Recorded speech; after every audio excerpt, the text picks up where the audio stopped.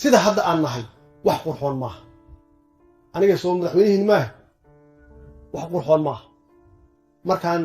madax is aragno oo hadda la og yahay dalka inuu ka qaybsan yahay oo dhibkan u jiro iyo nin dadkiisii midaysan yihiin dhaqaalihiisa cirka u marayo dawladdiisa u shaqayso dakhligiisa u badan yahay xiriirka uu leeyahay caalamka lagu ixtiraamo iyo aniga isku meel ma istaagi karno macnaheedu hoos baa lagu fiirin waxaan ahay waxaad tihiin haddaad wanaagsan tihiin anna waa wanaagsana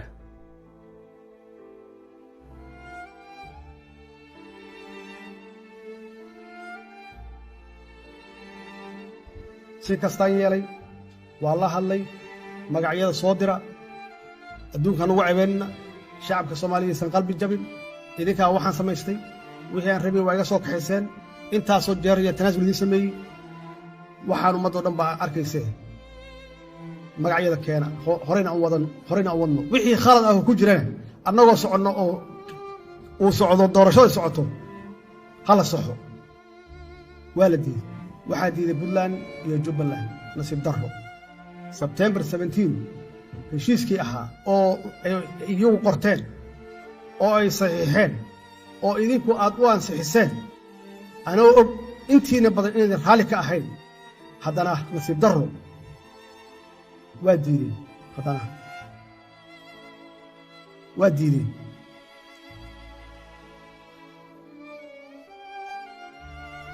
waxaan uga digayaa waddamada iyo shirkadaha shisheeye inaysan ku xadgudbi karin qarannimada iyo midnimada Soomaaliyeed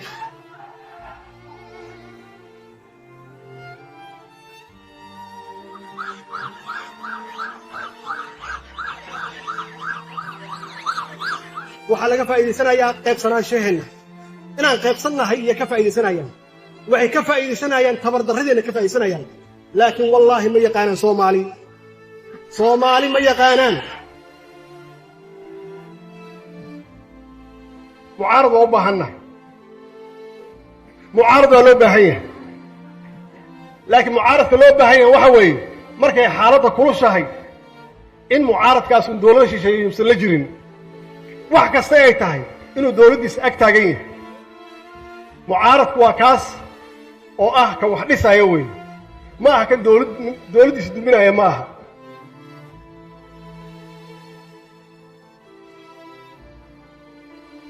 waxay imaanaysa wada shaqayn dawlad goboleedka iyo dawladda dhexe oo federaalka ah haddee wada shaqayn timaado khilaaf ma jiraayo waxaan la tartamaynaa caalamka marka intiisa kale yaan la tartamaynaa oo aan hubo inaad og tihiin hadda inaan ka harnay muddo 30 sano inaan ka harnay wax badanna lagama horeeyo maxaa yeelay Soomaali baan nahay dad firfircoon baan nahay dad isleh baan nahay dad dalkooda kheyraad badan yaan nahay dad aqoon badan baa aqoon leh baan nahay dad islaam nahay dad qablaha nahay muddo yar yaan ku soo noqon karnaa muddo kooban yaan ku soo noqon karnaa